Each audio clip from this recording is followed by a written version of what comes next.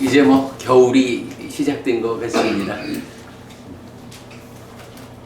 뭐 다른 사람들 감기 안 걸리고 건강히 살도록 돌봐주시는 분들이니까 제가 여러분들께 더 말씀 안 드려도 될 것 같고요.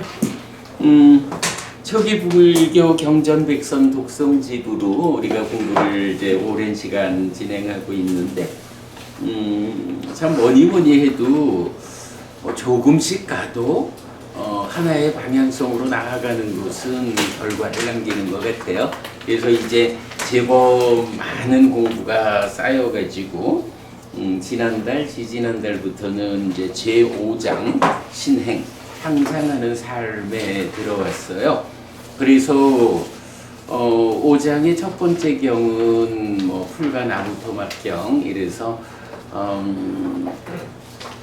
무명에 덮이고 가래에 묶여서 옮겨가고 윤회하는 중생들에게 그 윤회의 시작점은 알려지지 않는다 라고 해서 정말로 얼마나 오랜 세월 우리가 윤회해 왔는지 뭐 역으로 말하면 바른 길을 배워 알고 실천하는 일을 통해서 그 끝맺음을 하지 않으면 또 얼마나 오랜 세월을 윤회해 가야 하는지 이제 그런 중생이라는 존재의 윤회하는 삶의 지속성 이 부분을 보았고요.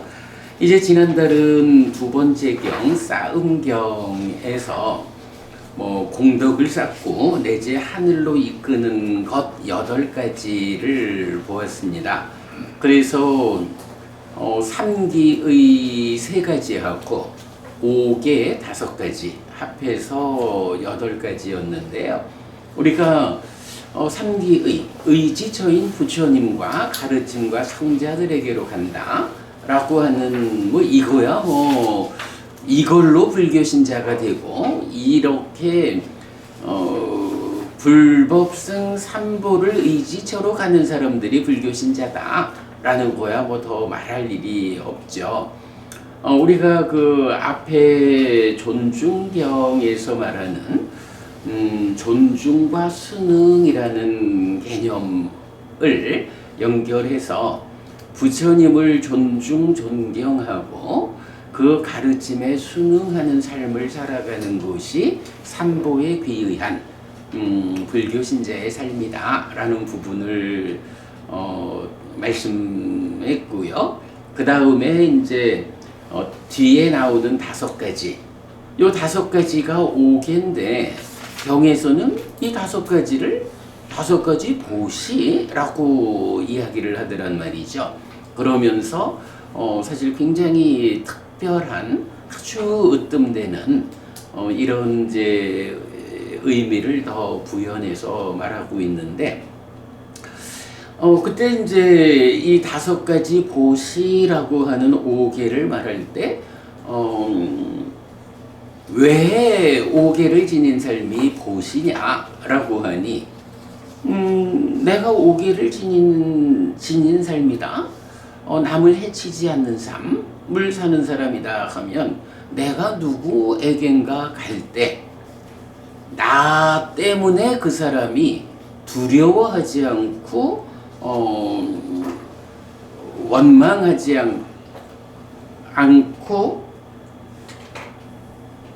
거슬려 하지 않는 요런 이제 3가지를 주는 것이다. 이렇게 본 거죠. 내가 5개를 지니면 나와 함께 하는 사람이 나 때문에 두려움, 원망, 거슬림을 느끼지 않게 된다 라고 하는 것을 표현을 바꾸면 내가 그에게 5개를 지니는 삶을 통해서 두려움 없음을 베푸는 것이고 원망 없음을 베푸는 것이고 거슬림 없음을 베푸는 것이다. 네, 이런 의미에서 이제 5개를 지니는 삶 이것이 5가지 보시다 라고 나왔어요. 그래서 싸움경 그 공덕을 쌓고 하늘로 이끄는 이 8가지 3기의를 통해서 부처님을 존중하고 그 가르침에 순응할 때 나의 삶이 괴로움을 만들지 않는다 라는 이 기본에다가 오계를 지닌다라는 것으로 나와 함께하는 사람들에게 바로 이런 두려움과 원망과 거슬림 없음을 베푼다. 5가지 보시를 행한다 라고 하는 이 8가지가 정말로 귀한 것이다. 공덕을 쌓고 하늘로 이끄는 것이다. 이렇게만 보면 불교 신자가 되면 나의 삶의 근본은 불법승 삼보에 비의하는 삶, 5계를 지니는 삶, 이거면 기본은 되는구나. 이걸 우리가 확인할 수 있는 거예요. 자, 그러면서 이제 제가 지난달 요 그림을 하나 드렸어요. 이제 요 그림에서는 우리가 이제 5계라고 하는 것이 이렇게 그 무외시다, 보시다 하는 측면으로 이제 경을 보았지만 다른 경들, 그래서 뭐 상가라와 경이라든가 순다리까 경이라든가 이제 이런 경들에서 보면 정말 최근에 발견한 아주 특별한 표현인 거죠. 그 계라는 것이 법의 호수를 둘러싸는 제방과 같다. 뭐 경전 표현으로는 법은 계로 둘러싸인 호수다. 이렇게 표현을 해요. 이게 무슨 말일까? 라고 하니 계라는 것은 커다란 그릇과 같아가지고 그 그릇 안에 법에 물을 담는다. 그릇이 있으니까 물을 담을 수가 있죠. 그런데 이게 어떤 물이냐라고 하면 뭐 보통 플라스틱 양동이에 물 받는 거 아니니까 계라고 하는 이 그릇은 법의 물을 받는 그릇이다. 그러면 법의 그릇에 담긴 법의 물에서 목욕을 하면 그 목욕을 통해서 뭐 겉으로 때를 씻는 게 아니라 나의 내면의 오염원들, 안의 때를 씻어서 청정해진다. 삶이 향상한다. 이런 부분이죠. 그래서 이제 법의 호수에서 목욕한다라는 이 개념을 보게 되었어요. 그래서 제가 이제 같이 소개해드린 게 뭐냐 하면 뭐 인도 가면 요즘도 겐지스강에서 사실 물질적 시각으로 보면 굉장히 더러운 물이라고 하는데 많은 사람들은 그 겐지스강 또 뭐 기타 거기에 지류들 그쪽에서 목욕을 하면서 아주 기뻐하거든요. 이 목욕을 하면 나의 업이 정화된다. 이렇게 요런 생각으로 강물에 들어가서 목욕을 하죠. 근데 부처님은 사실은 그 부분을 지적하죠. 강의 물이라는 것은 또는 호수의 물이라는 것은 그거는 겉에 있는 몸의 때를 씻는 것이야. 그 물에서 목욕한다고 해서 나의 내면을 구성하고 있는 안의 오염원들, 내가 지은 바 업의 문제들이 씻어진다라고 하는 것은 타당하지 않아. 물론 이제 그런 부분을 아니까 인도 사람들은 특정하게 모든 물에서 때를 씻는다고 하는 것도 아니잖아요. 겐지스강이 신령스럽다 이렇게 말하는 것은 겐지스강이 가지는 특별한 효능 이렇게 이제 접근하는 거죠. 그럴 때 부처님은 그거 사실 아니다. 아무리 사람들이 모여가지고 우리가 겐지스강에서 목욕을 하면 우리의 그 업의 더러움, 악업을 지은 바 이런 업장들이 다 흘러가서 깨끗해진다라고 하자라고 인간들끼리 모여가지고 그렇다라고 설정한 개념일 뿐이지 그게 자기 만족은 줄 수 있는지 몰라도 실제로 강물에 들어가서 목욕한다고 해서 내가 나의 내면이 내 삶의 과정 쌓아있는 이 업의 결과들이 깨끗해지는 거 아니다. 그렇다면 강물에 들어가서 호수에 들어가서 겉에 때를 씻을 수 있다라고 하면 정말로 우리가 필요로 하는 안의 때를 씻으려면 어떻게 해야 할까? 이렇게 안의 때를 씻어야겠다라는 관점에서 말할 때 법의 호수라는 표현이 나오는 거죠. 그러니까 부처님 가르침이 뭐 별건가요? 가르침을 배워 알고 실천하는 일을 통해 가지고 내 안의 오염원들, 뭐 5가지 장애라든가 탐진치 삼독이라든가 번뇌라든가 뭐 업의 결과들 쌓여 있는 이 다양한들, 내 안에 있는 때를 씻어내는 일은 강물에서 목욕해서 되는 게 아니고 안의 것을 씻기 위해서는 거기에 맞는 물이 필요해. 그래서 법의 호수 이런 표현을 쓴단 말이죠. 부처님 가르침. 그래서 우리가 뭐 대념경에서도 그렇고 중생들이 청정해지기 위한 이런 표현을 쓰잖아요. 청정이라는 개념. 내 안의 때를 씻어내는 거거든. 그러면 안의 때를 씻어내기 위한 법의 물이 필요한데 이 법의 물이 내가 거기서 목욕을 하려면 담겨 있어야 되잖아요. 이 법의 물을 담는 그릇의 역할을 하는 게 무엇냐라고 하니 바로 개다. 이렇게 말하는 거죠. 그래서 이제 경이 법은 개로 둘러싸인 호수. 개는 법의 호수를 둘러싼 그릇. 법의 물을 담는 그릇. 이렇게 우리가 이제 해석을 하는 거죠. 사실 특히 한국 불교가 이런 면에서는 좀 신중해야 할 필요가 있죠.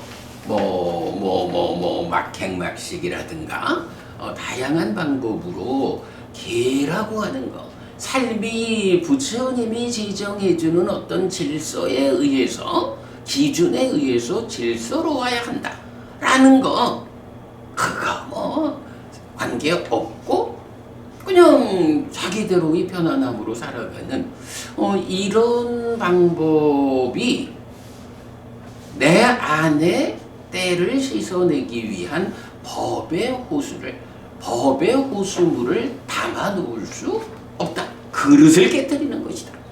이제 이런 측면, 지난달에 이제 잠시 말씀을 드렸고요. 자, 이렇게 개라고 하는 것이 무에 씌어서 베푸는 거예요. 두려움 없음과 원망과 거슬림 없음을 베푸는 보시야.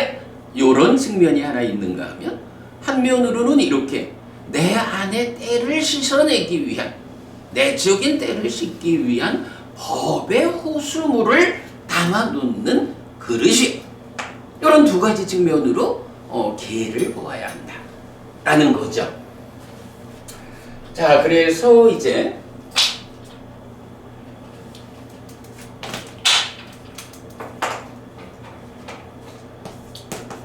개라는 것이 한면으로는 보시다, 한면으로는 법의 호수를 받아놓는 그릇이다. 이렇게 되면 이제 보시라고 하는 거는 이제 어떤 쓰임새를 갖느냐라고 하면 보시는 기본적으로 베푸는 거잖아요. 베푼다라는 것은 그 베풀어지는 것을 받는 대상이 필요한 거야. 말하자면 이거는 주는 자와 받는 자라고 하는 관계의 측면이잖아요. 보시라고 하는 거는 관계의 측면인 거야. 그런가 하면 법의 호수에서 목욕한다 라는 것은, 요거는 내가 내 안에 때를 씻어내는 것 라는 안의 문제거든요. 그래서 요거는 내적인 거야. 자, 불교라는 것은 뭐 단순해요. 개로부터 출발을 해가지고 이렇게 내적인 것을 성숙시키는 방향성하고 또 내가 세상을 만나는 것으로의 관계를 성숙시키는.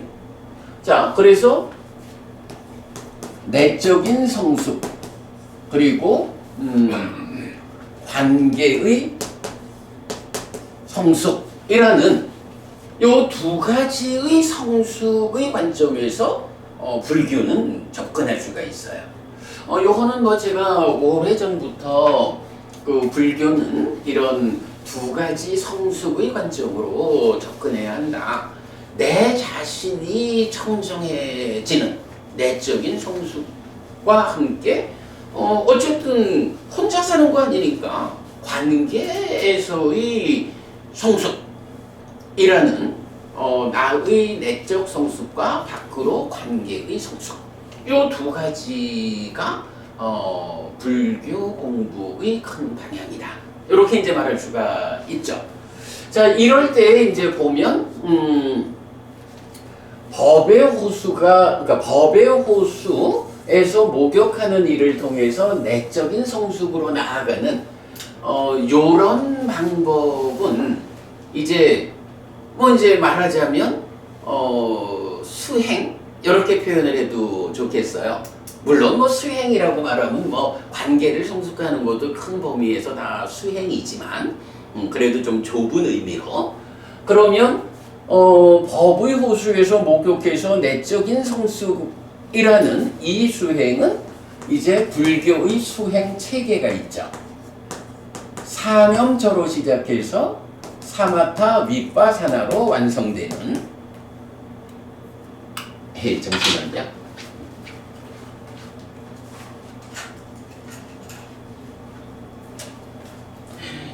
지난주 수업할 때 이걸 한번 떨어뜨렸어요. 그랬더니 안에서만 깨졌는가 봐. 사념초로 시작해서 사마타 윗바사나로 완성되는 하나의 수행 체계가 있죠. 요 체계로서 내적인 성숙의 길을 가서 뭐 얼마만큼 가느냐에 따라서 예류자가 되고 일례자, 불환자를 거쳐서 아라한을 성취하는 요런 이제 내적인 성숙이 있고요. 자, 그런가 하면 관계의 성숙은 경은 어떻게 내가 너와의 관계에서 아픔을 만들지 않는 좋은 관계를 만들 거냐라고 할 때 사실은 이런 표현이 나타나요. 우리가 뭐 잘 아는 이야기죠. 사무량심, 자비희사 사무량심이잖아요. 그리고 여기에 이어서 사서법이란 교리가 나오거든요. 사무량심은 자비희사인데 요게 이제 좀 조심스러워요.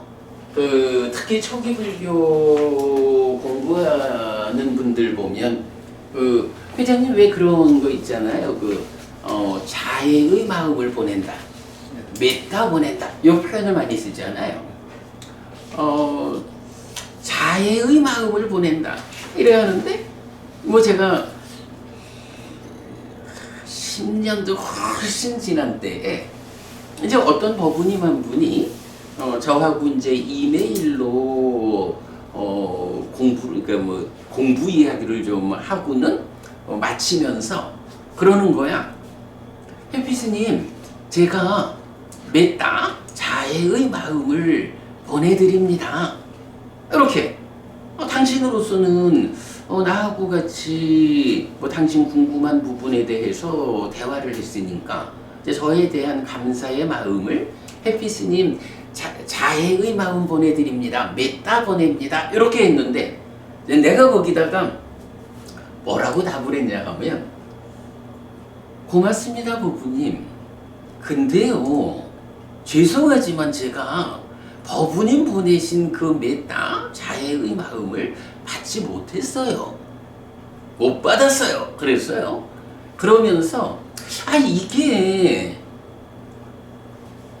법부님 책임으로 못 받았는지 내 책임으로 못 받았는지 법부님이 잘 해피 스님을 향해서 법부님이 잘 출발을 시켰는데 내가 어떤 문제가 있어가지고 받아들이지 못한 건지, 아니면 혹시 법부님이 보냅니다 라고 마음은 먹었는데 어쩌면 그 맺다가 자해의 마음이 법부님으로부터 저에게로 출발을 못했는지도 모릅니다. 출발을 못 시킬 수도 있습니다. 제가 이제 이 부분을 지적한 거예요. 그래서 아무튼 자해의 마음을 보내준다 하셔서 제가 아주 고맙습니다. 그러나 제가 받지는 못했습니다. 법부님 책임인지 내 책임인지 모르겠습니다. 이랬거든요. 근데 이제 여기서 우리가 생각해 봐야 할 게, 그 마음이라는 게 보내질까요? 이게 이제 경에서 보면 많은 경우에 수행을 통해 가지고 다른 사람의 마음을 읽어내는 능력은 많이 나오잖아요. 타심통 이런 거. 그래서 다른 사람이 지금 어떤 생각을 하고 있는지, 그의 마음이 어떻게 진행되고 있는지 이런 거를 읽어내는 타심통이라는 건 나와요. 근데 내가 내 마음을 너에게 보낸다, 이런 경우가 저는 니카야 전체적으로 딱 한 개의 경에서 봤어요. 한 개의 경에서 어떤 일이 있냐 하면, 부처님이 한 번은 이제 그 제자들이 좀 막 소란을 떨었어. 이렇게 소란을 떨다니, 이래가지고 부처님이 이제 제자들을 다 흩어져라 해가지고 쫓아보낸 거야. 그런데 이제 몇몇 제자들이 이제 부처님께서 이 비구들을 돌봐주지 않으시면 그 어린 짐승들이 부모가 이끌어주지 못하면 잘못되는 것처럼 이러이러하니 부처님께서 용서하시고 그들을 다시 좀 받아주십시오, 이래 이제 청을 하거든요. 그래서 부처님이 사실 그렇다고 니놈들이 이제 나한테도 공부할 생각하지 마, 이렇게 쫓아낸 건 아니겠죠. 그래서 이제 부처님이 그 부탁을 받아들여서 돌아오라라고 해요. 그런데 그때 경에서는 부처님이 그 마음을 그 제자들에게 보내가지고 3, 4, 5 짝을 이루어가지고 돌아오너라 라고 마음을 보내는 장면이 하나의 경에서 발견돼요. 근데 그 경에서 그걸 뭐라고 하냐 하면 마음을 보내는 신통을 행했다 이러거든. 부처님, 그러니까 마음을 보낸다라고 하는 게 부처님의 경우에 신통을 행하는 이런 주제로 나타나는 거예요. 아마 여러분 우리가 다 생각을 해봐도 내가 내 마음을 직접 보낼 수 있다 하면 참 좋지요. 여러분들 그 부부싸움 좀 하시는지 모르겠어요. 사실 내 마음은 참 그렇지 않은데 왜 내 마음을 몰라주냐? 이런 데서부터 사실은 부부싸움도 시작되고 친구관계도 망가지고 그러잖아요. 그거 내 마음을 직접 전달할 수 있으면 아마 부부싸움 절반 이상 없어질 거예요. 친구 간의 의절하는 일 이런 거 없을 거라고요. 근데 문제는 마음은 보내지는 게 아니잖아요. 마음이 보내지지 않는 것이다 라는 이게 신업, 구업, 의업, 신구의 삼업이라는 이 행위에서 몸과 말의 행위가, 그러니까 몸과 말의 행위하고 의업, 마음의 행위를 구분하는 기준이라고요. 사실 어찌 보면 내가 어떤 생각을 한다, 어떤 마음을 먹는다, 이러면 그걸로 끝날 수 있는 거예요. 근데 문제는 이게 내 안에서 혼자 하는 거지 이걸 전달하지 못하니까 여기서 몸이라는 수단을 사용해가지고 행위하고 말이라는 수단을 통해가지고 결국은 전달하는 거잖아요. 몸과 말의 행위, 신업, 구업하고 마음의 행위, 의업, 하구의 이 구분이 전달의 차이라고요. 요런 측면 때문에 제가 어떤 법부님 몇 달을 보냈다라고 하시니 제가 고맙기는 한데 문제는 내가 받지 못했는데 받지 못한 이 현상이 나의 귀책 사유일까? 법부님의 귀책 사유일까? 법부님 확실히 출발시켰어요? 여러 개 이제 따져본 거야. 사실은 이거 중요한 주제거든요. 자, 그러면 이거 관계의 성숙이라고 하는 게 이제 기본적으로 자비희사 사무량심이에요. 그런데 이게 문제는 마음이거든. 마음이라는 건 뭐냐 하면 관계를 성숙하고자 하는데 자비희사라는 네 가지 마음을 가지고 관계를 성숙시켜야겠는데 문제는 이 마음이 직접 전달되지 않는다. 요거요. 자비희사는 마음이요. 전달되지 않아. 그러면 이거를 전달하는 방법이 필요하잖아요. 업으로는 의업에서 내가 내적으로 생각하는 거, 사유하는 거를 몸과 발의 행위를 통해서 전달을 하잖아. 관계의 성숙을 위해서는 이 자비희사 사무량심을 어떻게 전달할 것이냐. 요 방법이 필요하잖아요. 여기서 사서법 요런 이제 교리가 나타나요. 이 사서법이라는 게 원어로 보면 이제 네 가지 따르게 함 이렇게 나와요. 따르게 한다. 따른다라는 게 내가 리더가 될게 이런 이야기일 수도 있고 나 너하고 불편하고 싶지 않거든.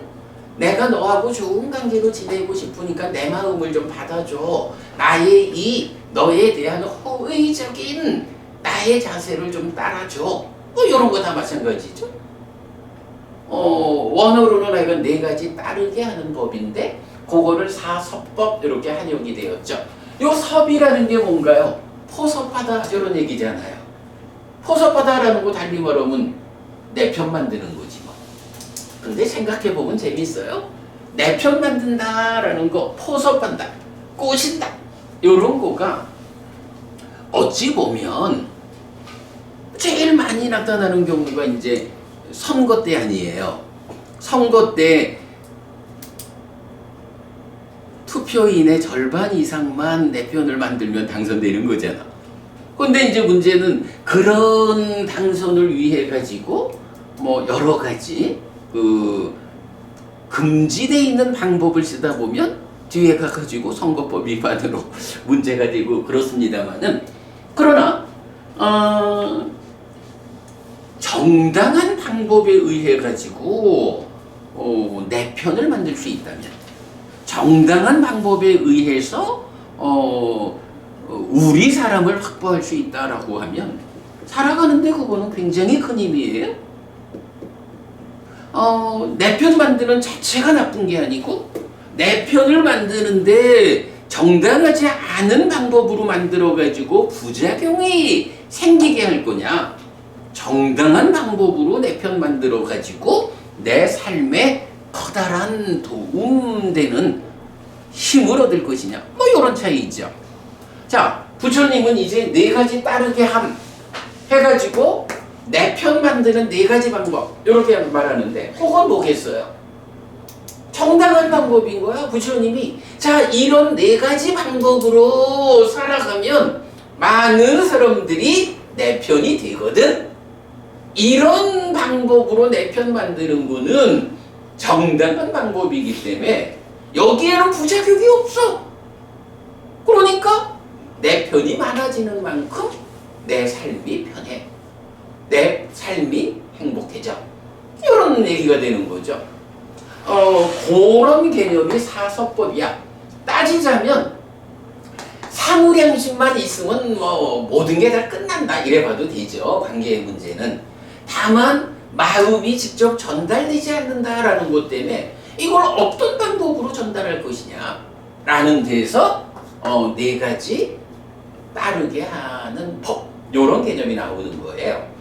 자, 그래가지고 사서법 하면 보시, 애어, 이행, 동사라고 하는 이제 네 가지 따르게 하는 법이 있다라고 설명되거든요.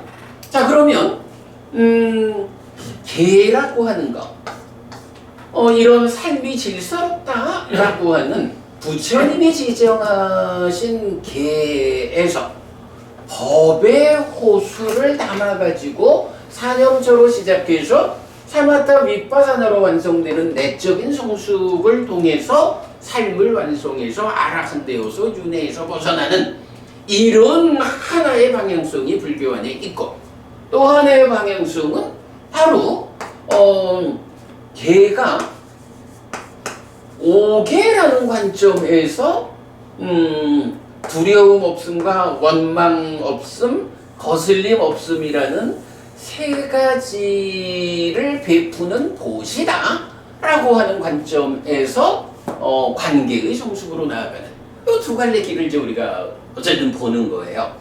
자, 그럴 때에 내적인 성숙이 사념처, 사마타, 윗바사나라면 관계의 성숙은 대표적으로 사무량심, 사서법 요래 나오는데, 이제 그럼 사무량심은 자비이사야, 사서법은 보시에요, 이행동사야, 이렇게 나오거든요. 자비이사가 뭔지 좀 생각해 봐야 되겠죠. 그냥 뭐 자비이사 이래가지고 되는 건 아니잖아요. 그냥 뭐 좀 쉽게 생각을 해봤어요. 그러니까 자비이사, 요게 뭐냐 하면, 자라는 말은 그대가 행복하기를 바라는 요런 마음을 대표적으로 자의 마음, 뭐 빨리 원어로는 이제 메타라고 해서 이제 아까 말씀드린 메타 보냈어요 스님 이렇게 말하는 이건 자라고 하는 요거는 그냥 그렇게 보면 돼요. 그대가 행복하기를 바라는 마음이다. 비라고 하는 거는요, 요 뭐 보통 이제 자비심이란 말을 많이 하잖아요. 자와 비가 짝을 이루어 나오는데 사실 불교 안에서는 자보다 더 강하게 쓰는 게 비에서 대비심 이런 표현, 대비심이란 말을 이제 많이 보죠. 비라는 개념은 뭐 그냥 자와 짝을 이루는 거, 그래서 자가 그대가 행복하기를 하는 요런 마음이라면 비라는 요거 까루나라고 나오는데, 비라고 하는 거는 행복의 반대 개념으로 그대가 아프지 않기를 하는, 요게 달라요, 그죠? 행복하세요 하는 말씀하고 아프지 않기를 바랍니다, 그대가 살아가는데 괴로움이 없기를 바랍니다, 요게 물론 뭐 행복하다 즐겁다라는 것하고 손의 안면 바깥면으로 괴로움이 있지만, 요 행복의 쪽에 그 중심을 두고 그대가 행복하기를 하는 요런 마음하고 그 반대 개념으로 그대가 아프지 않기를 하는 거하고가 조금 차이가 있죠. 그래서 이제 보통 보면 우리가 이제 세간적 언어로 많이 쓰는 게 연민의 마음 이런 표현 쓰잖아요. 연민한다라는 그게 사실 따지고 보면 아이고 당신이 좀 아프지 않았으면 좋겠어, 당신이 살아가는 동안 괴롭지 않기를 않았으면 좋겠어, 이런 측면을 이제 연민 이렇게 표현하잖아요. 경에서는 이런 이제 연민이라는 개념이 많이 나오죠. 그래서 자비희사 중에 자와 비는 그대가 행복하기를 하는 마음, 그대가 아프지 않기를 하는 마음, 이렇게 보시면 되고요. 그 다음에 이제 희라고 하는 게 원어로는 무디따라고 나오는데 기쁠 희자를 쓰거든요. 그럼 기쁘다라는 게 뭐야? 나 좋아 하고 기뻐하자, 단지 기뻐하는 건 아니거든요. 여기서 이제 무디따라는 기쁘리자로 번역한 요거는 함께 기뻐. 함께 기뻐함. 함께 기뻐한다라는 게 어떤 의미인가요? 아, 굉장히 좋은 일이 있어요. 여러분, 우리 다 같이 기뻐합시다. 요런, 우리가 다 같이, 다 함께 기뻐하는, 요런. 그런 의미보다는, 그, 사촌이 땅을 사면 배가 아프죠. 우리 속담에. 사촌이 땅을 사면 배가 아프잖아. 근데 생각해보면, 땅을 못 사는 사촌이 있는 것보다는 땅 살 능력이 되는 사촌이 있는 게 훨씬 좋아요. 땅 살 능력이 안 되는 사촌이 있으면 살아가는 가운데 아유 돈 좀 빌려줄래? 이럴 수가 있어. 땅을 사는 능력이 있는 사촌이 있으면 살다가 내가 어려우면 가가지고 아우 나 좀 도와줘 이럴 수 있는 거야. 이게 사실은 달라요. 그런데 사람들 마음이라는 게 지금 우리가 이제 관계의 성숙 요 측면을 보고 있잖아요. 사람들 마음이라는 게 그런 거야. 이게 어찌 보면 내 모르는 사람이 땅 사는 거에 대해서는 별로 그 신경도 안 쓰면서 내 곁에 가까이 있는 나한테 소중한 이제 이런 사람들이 땅을 샀다, 부자가 되었다, 좋은 며느리를 보았다, 뭐 이제 이래 되면 그게 배가 아픈 거야. 생각해보면요, 이게 사실은 바보짓인 거예요. 어쨌든 땅 사는 사촌이 땅 못 사는 사촌보다 나한테 도움되는 사촌이거든. 최소한 나한테 돈 빌리러 오지 않을 수가 있다고. 돈 빌리러 왔을 때 내가 좀 넉넉해서 막 빌려줄 수 있으면 얼마나 좋을까? 근데 보통 뭐 그런가요? 내 먹고 살기도 힘든데 돈 빌리러 오면 안 주기도 그렇고 주자니 돈은 없고 이런 상황으로 사촌이 함께 하는 것보다야 야 내가 이번에 땅을 좀 샀거든. 기분도 좋은데 내가 밥 한 끼 살게. 뭐야? 이런 사촌이 있으면 훨씬 좋죠. 살다 보면 정말로 방패막이가 되죠. 그런데 바보가 되어가지고 사촌이 땅 사는 걸 배 아파한다고. 회장님 이제 함께 기뻐함 이랬잖아. 함께 기뻐한다는 의미가 우리가 다 같이 기뻐하자 이런 측면보다는 네가 땅을 샀구나. 아이고 그렇게 열심히 살더니만 성공했구나. 땅을 샀구나. 정말 축하한다. 정말 잘됐다 하고 너와 함께 내가 기뻐하는 너의 좋은 일을 내가 같이 기뻐하는 요거 우리가 함께 기뻐하는 거하고는 조금 다르죠. 너의 좋은 일을 내가 더불어 기뻐하는 요거를 이제 무디다 시라고 하거든요. 이게 아니 어찌 생각하면 그대가 행복하기를 그대가 아프지 않기를 이런 마음이나 별 차이도 없을 것 같고 그런데 이게 이제 자비시사가 이제 조금씩 더 깊어지는 마음이거든요. 자애의 마음보다 연민의 마음을 조금 더 깊은 마음으로 표현하고 그 연민의 마음보다 이렇게 너의 기쁨을 내가 같이 기뻐해주는 이런 더불어 기뻐함을 더 깊은 마음으로 말을 하거든요. 근데 생각해보면 사실 그게 타당한 것 같아요. 이게 이제 비교라는 개념이 있잖아요. 비교라는 개념은 기본적으로 나여라고 하는 이제 우리가 이제 자기화 이렇게 번역하는 거지만 나 자신에 대해서 나여라고 나를 만들어 버리는 거야. 나를 만들어 놓고 보면 멀리 있어서 나하고 관계없는 사람이 뉴스에 보니까 어떤 진짜 돈벼락을 맞았대더라. 이런 거 별 상관이 없는데 나여라고 하는 요 자기화된 삶에 속한 영역 가까운 사람들 가운데서 뭐 진짜 땅을 샀다, 복권이 맞았다, 뭐 이래 되면 나하고 견주어 가지고 그걸 배아파하는 거거든.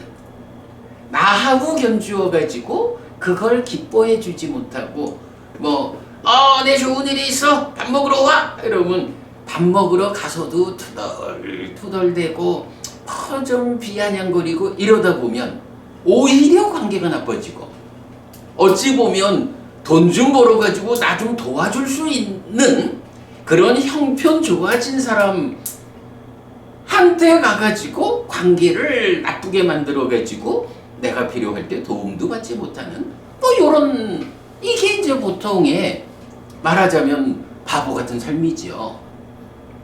그래서 이제 불교는, 부처님 가르침에서는 요런 나여라고 하는 자기화라는 것을 굉장히 비중 있게, 아주 큰 주제로 이제 말을 하게 되죠. 이제 바로 그런 관점 때문에 이제 그대가 행복하기를, 그대가 아프지 않기를 하는 여기는 나하고, 나라는 개념 없이 그냥 그대잖아. 그런데 나라는 개념을 세워버리면 이제 가까운 사람일수록 그대가 좋은 일이 있을 때 그걸 기뻐하지 못하고 시샘하고, 좀 잘못되다 보면 가까운 사람이니까 그의 어떤 결정을 할 수가 있죠. 그러면 그 결정을 어찌 해가지고 방해하다가 뒤에 완전히 관계가 끊어지기도 하고, 이제 이런 일들이 생긴다고요.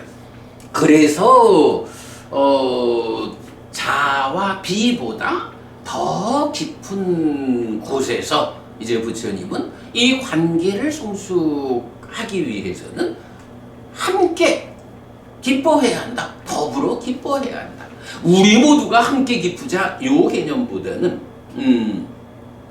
나와 너의 관계에서 너의 좋은 일을, 아이고 사촌이 땅을 샀어 배 아파? 요게 아니고 사촌이 땅을 샀으니 정말 잘됐다 기쁘다 이렇게 축하하고, 정말로 너가 땅 사는데 얼마나 힘들었니? 너무 무리하진 않았어? 내가 있는 거 조금 보태줄까? 이런 식으로 접근을 하게 되면 이제 나와 그가 얼마나 관계가 좋아지겠어요. 이게 관계를 성숙하는 거죠. 그래서 자애의 마음, 연민의 마음, 자비에 이어서 더불어 기뻐한다, 함께 기뻐한다 하는 시가 있는 거예요. 기쁘리자. 자, 그리고 나면 이제 자비시 사가 나와요. 사라는 게 이제 이게 버릴 사자죠. 원래 훈이 그 버릴 사자인데, 말하자면 그거요. 나여라고 하는 이 자기화를 버리는, 이렇게 보면 쉬워요. 그러면 이제 이런 나여라고 하는 자기화가 어떻게 작용을 하느냐라고 하면 이제 이런 경우가 있어요.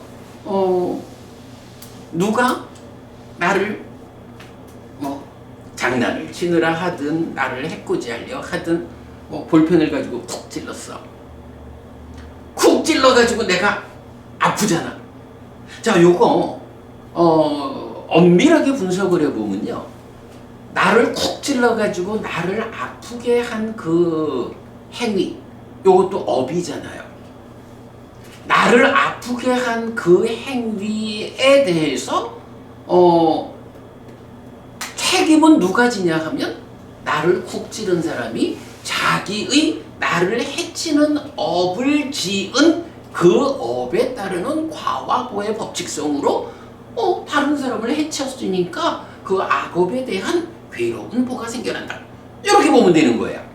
그런데 문제는 여기에서 내가 콕 찔렸어. 아파. 왜 나를 찔러? 요 상황이 생기잖아요. 그러면 요 상황에서 반응은 두 가지로 반응이 될 수가 있죠.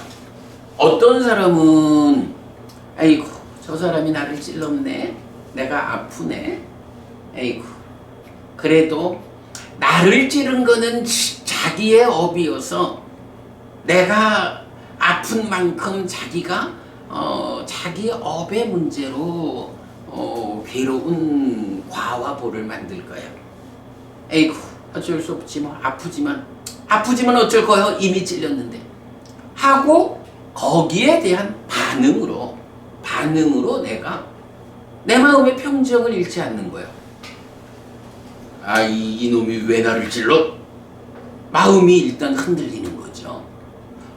그렇게 안 하고 내 마음의 평정을 유지하면 여기서 어떤 이제 그 반응이 있는 거예요. 그는 나를 해치는 일을 통해 가지고 악업을 지은 그 책임을 지가 져야 되는데 거기에 대해서 내가 마음의 평정을 유지하는 상태여서 내가 악업으로 돌려주지 않으면 사실 생각해보면 그래요.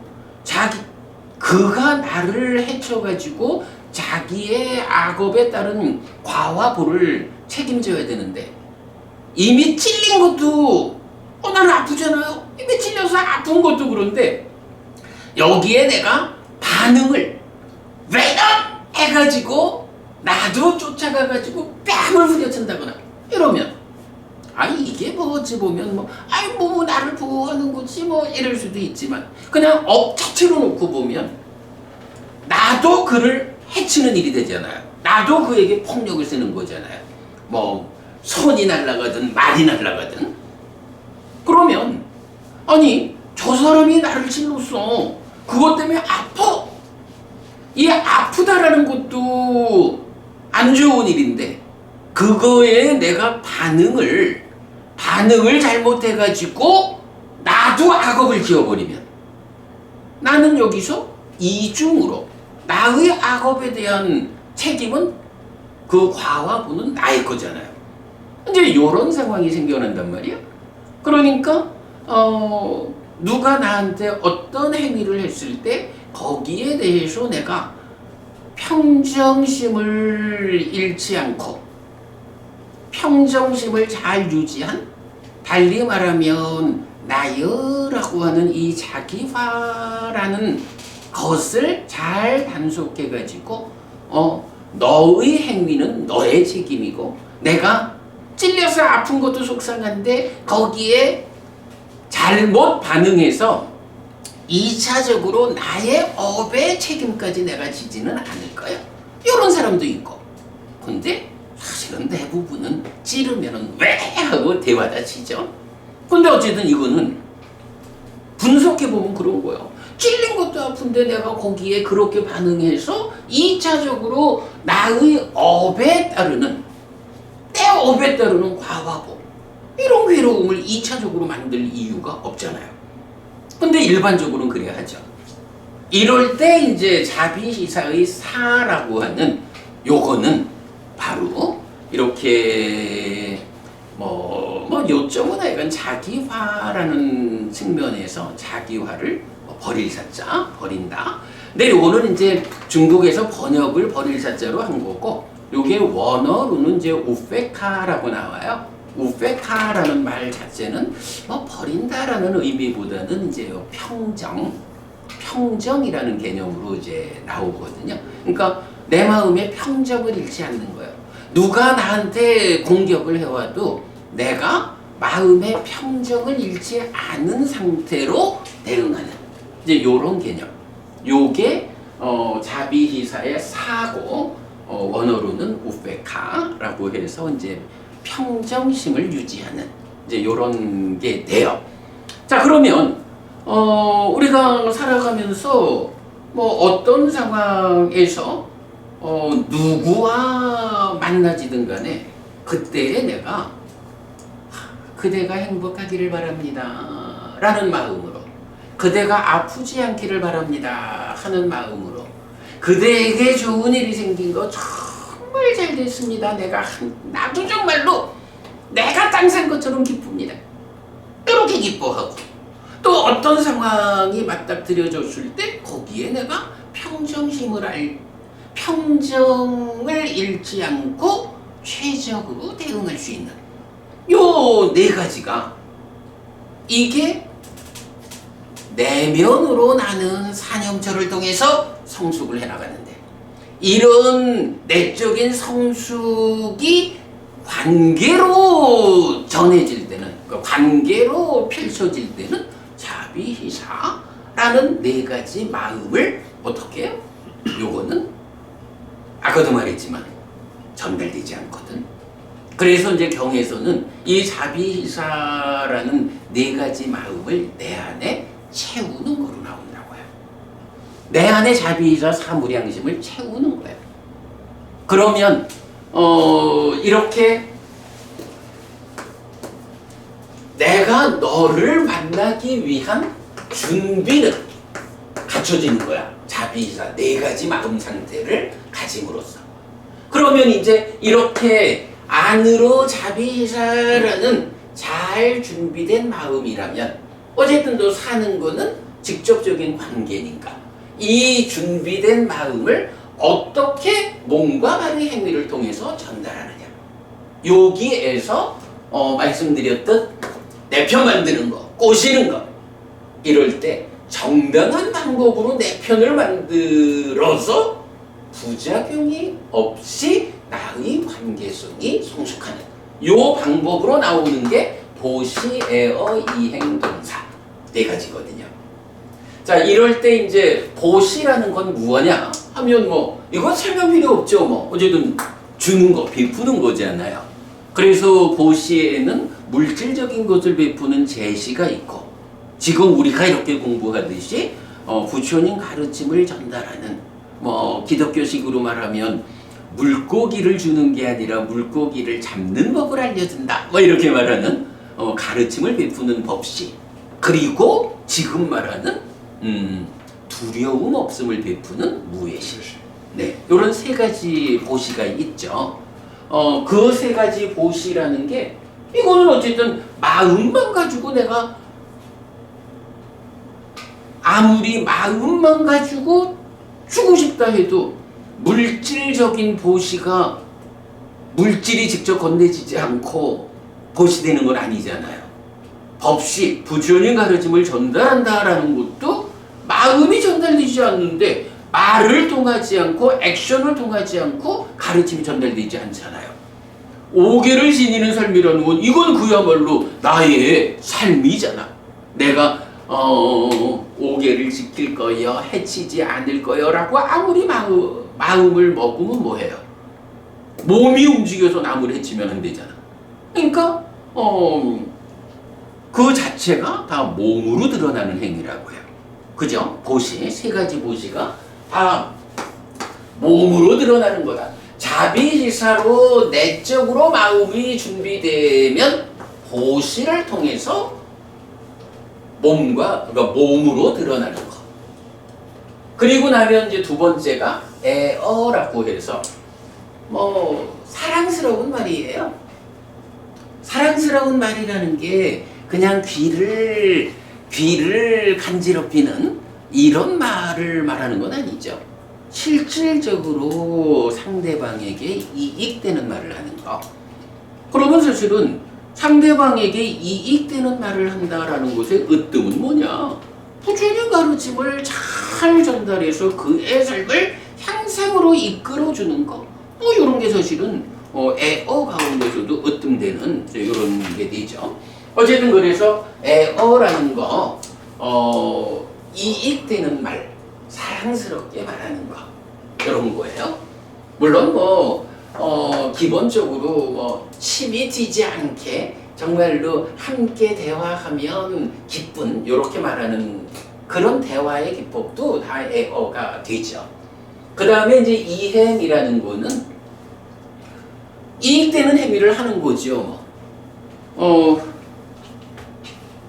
누가 땅을 파고 있어. 그러면 아이고 이 더운 날 땀을 흘려가면서 땅을 파고 있네. 아이고 내가 좀 거둘까? 해서 같이 사판자로 들고 가서 같이 땅을 파주는. 무거운 짐을 주고 가는 어떤 사람이 있어. 그러면 아이고 힘드시겠습니다. 그럼 어디까지 가시나요? 내가 조금 거들어 줄게요 하고 짐 좀 나눠 들어주는 거. 뭐 이런 거 다 이로운 행위죠.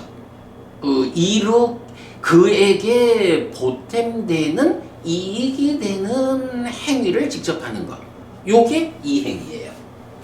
그리고 나면 이제 동사라고 하는 것은 뭐냐 하면 동사 이러면은 함께함 이렇게 표시가 표현이 되는데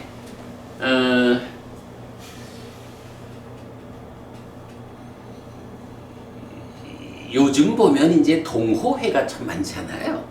동호회라는 게 뭐예요? 우리가 하나의 가치관을 가지고 하나의 목적을 향해서 모여가지고 함께하는 이런 거잖아요. 그러면 사실은 관계의 성숙 이런 측면에서 보면 동호회 가입하는 거 무슨 산악회가 되든 무슨 공부 모임이 되든 이런 하나의 모임을 같이 한다라고 하면 이 모임 안 회원들 간의 관계성이 사실은 으뜸이잖아요.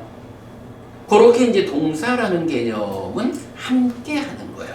어떤 그 무리를 그룹을 만들어 가지고 함께 하는 이제 요런 게 이제 동사 이래 되거든요.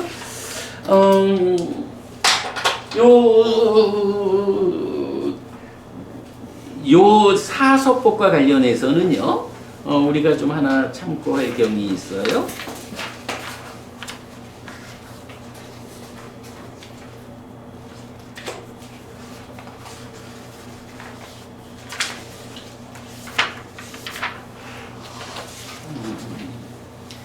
어, 307쪽 보시면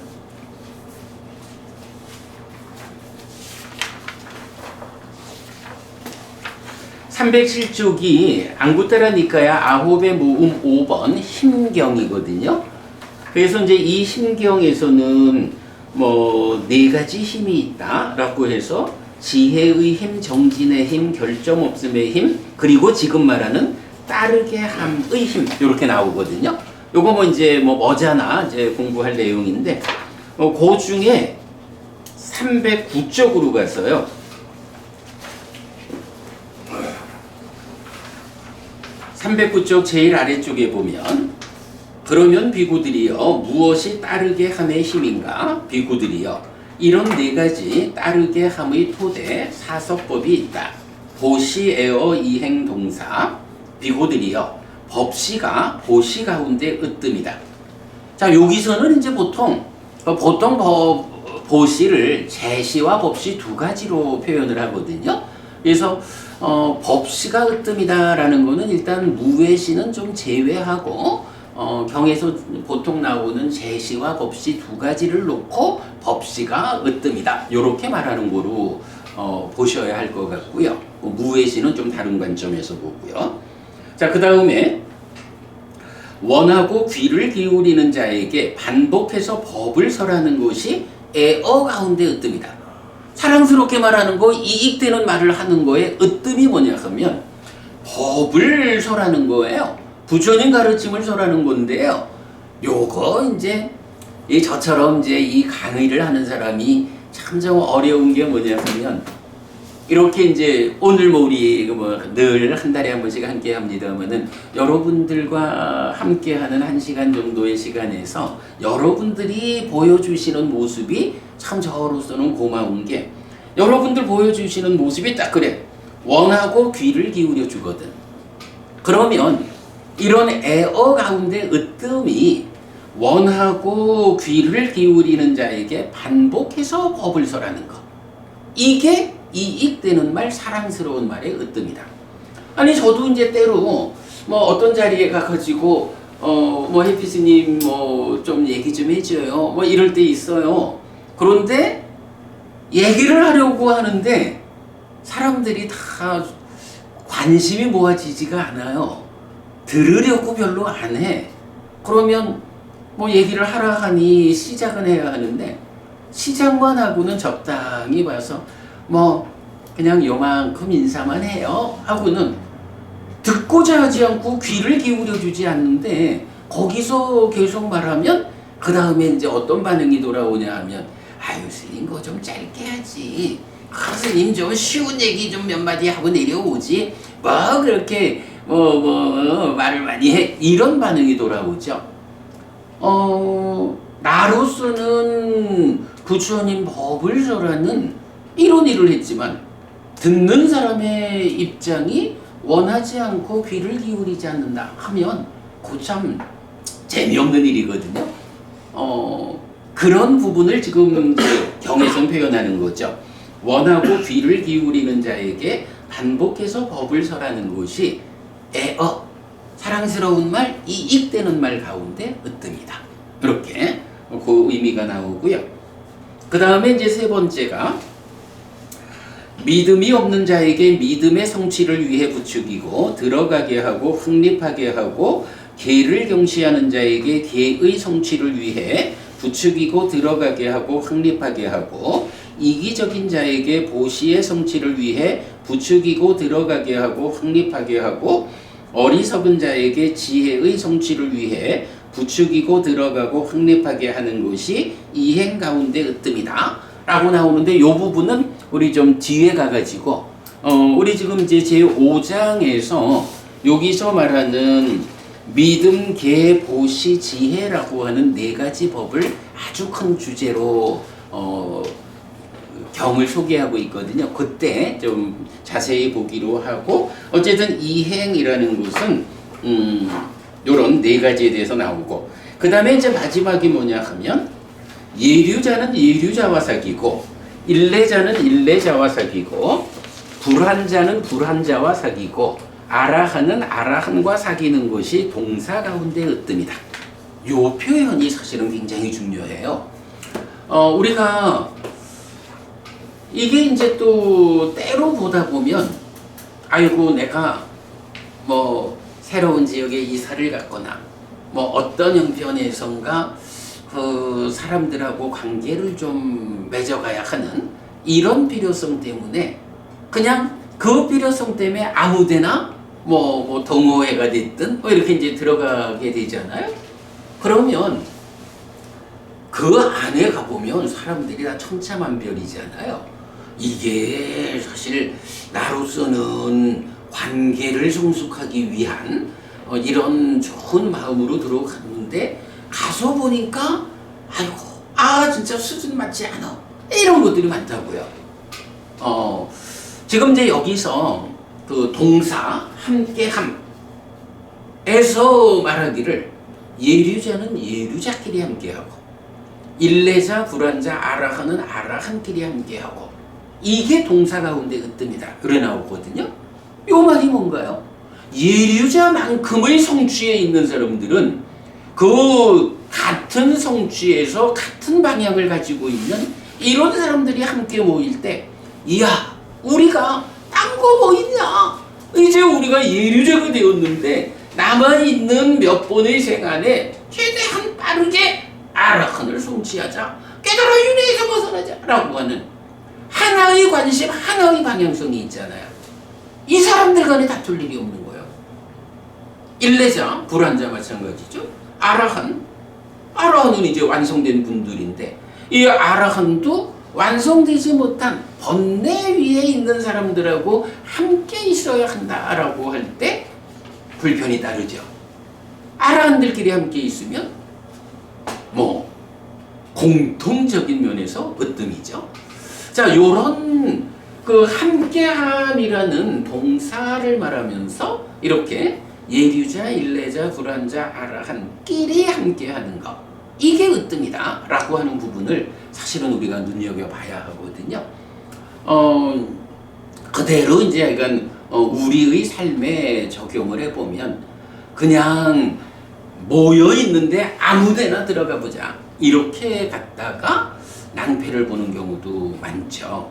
그래서 내가 어떤 그룹을 선택해서 그 그룹에 나를 소속시킬 것인가. 뭐 쉽게 생각하면 그래요. 뭐 다른 거 없어. 나는 몸이 좀 건강해야겠어. 이래가지고 등산하는 모임에 가입을 했다 라고 하면 거기는 뭐 물론 이게 이제 목적에 맞는 경우로 말하는 거죠. 내가 혼자 등산 가기는 힘든데 그래도 함께 모여가지고 서로 끌어주고 밀어주고 하면서 같이 등산을 하면 그 등산이라는 그룹에 소속돼서 얼마의 시간이 되면 나도 건강해진다고요. 목적이 달성되는 거예요. 공부하는 그룹에 나를 소속시키잖아요. 처음에는 공부의 수준 차이가 있을 수 있지만 거기에 가입해서 시간이 더해지면 나도 공부하는 사람이 되어 있는 거거든요. 수행자의 모임에 내가 가입을 해봐요. 거기서도 시간이 더해지면서 내가 그들과 함께하는 힘으로 정말로 밀어주고 끌어주고 해서 나도 수행자가 되어 있단 말이죠. 이런 조심해야 되는 게 술 마시는 그룹에 나를 소속시키면 뭐 우리도 이제 옛날에 많이 봤죠. 나 진짜 그렇더라. 제가 처음에 회사 이제 입사를 했을 때 그 30년 가까이 그 모태 신앙으로 이제 교회를 다닌 친구가 있어서요. 입사 동기가 술을 입에도 못 대지 뭐. 그런데 회사에 들어와 가지고 뭐 이러이러하게 술 마시는 사람들과 함께하는 삶이 시작되니까 회사 생활하려니까 또 안 마시고는 못 빼기는 뭐 물론 모두가 그런 건 아니지만 몇 년 시간이 지나고 나니까 이 친구 술 잘 마시더라고 이렇게 변해지는 거예요. 그래서 저는 제가 그 몇 년 전에 우리 원주의 해피선언 이렇게 운영할 때 그 문에다가 딱 써서 붙인 거잖아요. 누구든 들어올 때 먼저 뭐라 하는 게 그대는 어떤 그룹에 그대를 소속시킬 것인가? 어떤 그룹에 그대를 소속시킬 것인가? 요거를 적어놨었거든요. 이게 사서법의 동사거든요. 그래서 우리가 정말 살아가면서 굉장히 중요한 거예요. 어떤 그룹에 나를 소속시킬 것인가? 네, 이제 이런 주제까지를 이제 함께 보게 되는데, 자, 그러면 이제 오늘 우리가 이렇게 본 거예요. 지난달 나눠드린 요 교재 가지고 계라는 것이 공통적인 토대가 되고 거기서 법의 호수에서 목욕해서 내적으로 성숙하는 내적인 성숙은 사념처 사마타 위파사나라는 방법으로 진행이 되고 계가 이렇게 두려움, 원망, 거슬림 없음이라는 것에서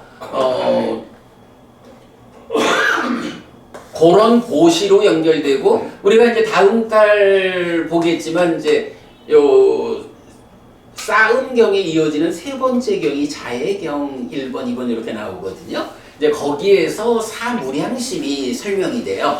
그럼 이 사무량심이 두려움, 원망, 거슬림 중에 두려움은 빠지고 원망 없음, 거슬림 없음 두 개를 사무량심이 본 내용으로 한다고요. 이렇게 이제 연결되거든요. 그래서 계로부터 보시해서 관계의 성숙으로 나아가는 것은 사무량심 사서법이다. 이렇게 두 가지 성숙의 측면으로 불교를 설명할 수가 있는 거예요. 그래서 이제 오늘은 다음 순서로 사무량심을 설명하는 자해경을 공부하기 위해서 이렇게 불교를 두 가지 성숙의 측면에서 우리가 이해하자.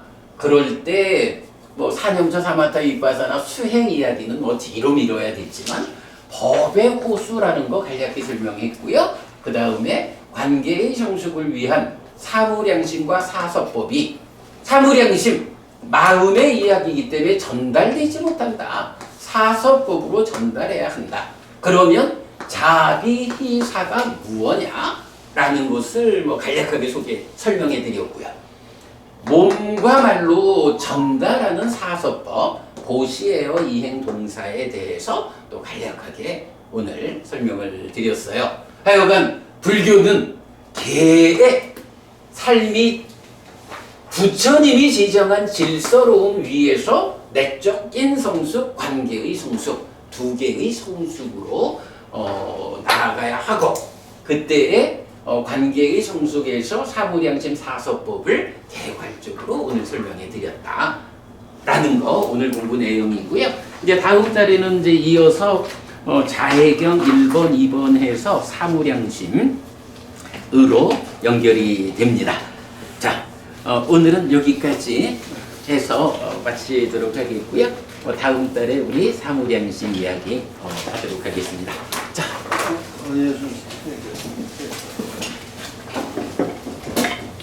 선배 연락하겠습니다.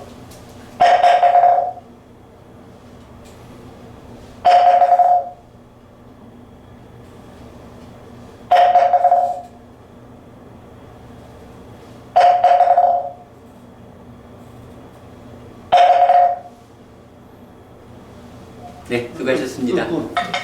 그러고 보니 진짜 연말이네요. 새해 복 많이 받으십시오. 예. 저기 남들 건강도 중요하지만 우리 원장님들 건강도 잘 챙기시고요. 다음 달에 또 뵙겠습니다.